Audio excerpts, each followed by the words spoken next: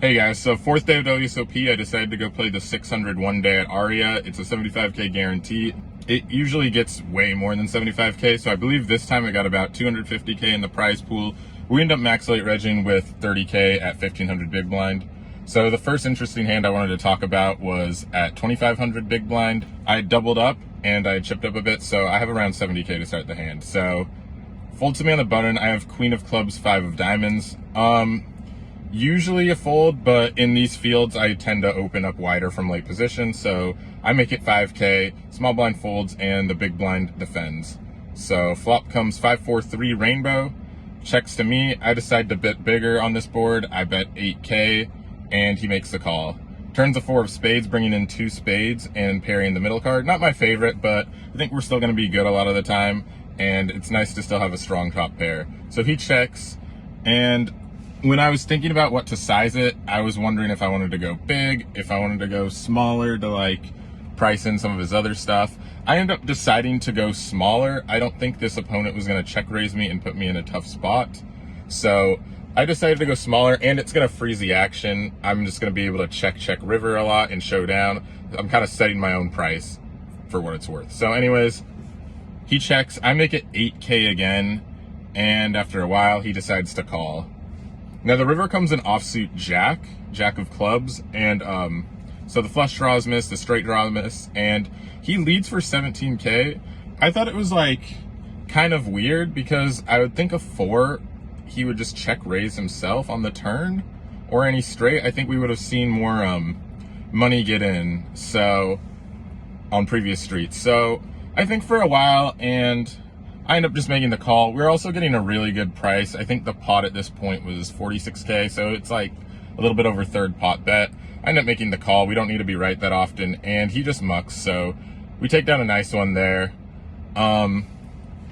It was kind of a roller coaster. I lost an all-in after it was down to 60, then won an all-in, and then another one, and then I chipped up, and then I had 230k, and then I lost a couple big pots, and I was down to 90k, and then I won some pots. Like, it was crazy. So we end up making the money, first cash of the summer finally, and the next interesting hand happens right after the money. So the blinds are 5k, 10k, and I think this was the first hand after we made the money. So anyways, it folds around to the small blind, and the small blind was a very like hyper aggressive player who had a lot of chips. He was taking every spot, he was opening very wide, he was 3-betting a lot.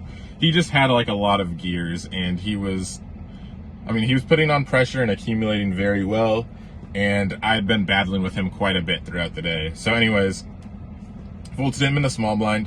He just limps for 10k. I start the hand with about 180k, so 18 big blinds, and I have 6 of clubs, 5 of diamonds. So 6-5 offsuit, could raise, but I decide to check. I think I want to be raising some trashier hands and be more polar, and I think this one might just be good enough to check. So anyways, I check. Flop comes jack 5 deuce, 1 spade, 2 hearts. He bets 10k, middle pair, I think pretty easy call, so I call. Turn comes the 7 of spades, so now we have 2 spades, 2 hearts, and he bets again, this time for 20k. I think our opponent is just going to barrel here a lot. He's able to, with many hands. He has all the flush draws, all the straight draws. You could just have some other random combos. So anyways, I think I have a really good combo to call again, and I don't think we can fold third pair yet. So I make the call, planning on maybe folding a lot of rivers. Anyways, the river comes deuce of diamonds, so pairs the bottom card. And kind of without thinking, my opponent just grabs a stack of blues, and he puts in a bet. And I was originally going to fold, but in my experience in these spots, when they do this and they don't think about like a bet, they usually just like don't have it. So I went in the tank for a long time. I was talking out loud. I was like, I was planning on folding.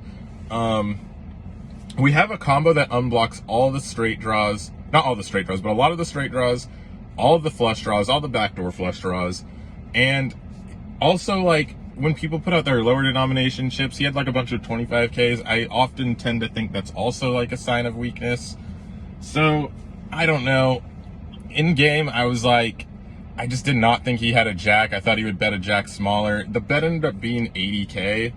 And Yeah, I just agonized over this decision for a while, and again, just unblocking all straight draws, or not all straight draws, but most of the straight draws and all the flush draws. I just thought I had like a really good combo to bluff catch. So after a while, I flick in the call, and my read was right. He did not have a jack, but he had a 7. He had 7-6 offsuit for second pair, and I wasn't sure if he was like bluffing or value betting, but I'm pretty sure I just got owned really hard, and that's, sometimes that's how it goes, but that was the hardest in a while I think I felt like I had gotten owned. So very good bet by my opponent, props to him. And yeah, after that, we lose a flip and we are out. So unfortunately, min cash there, but at least we got our first cash on the board.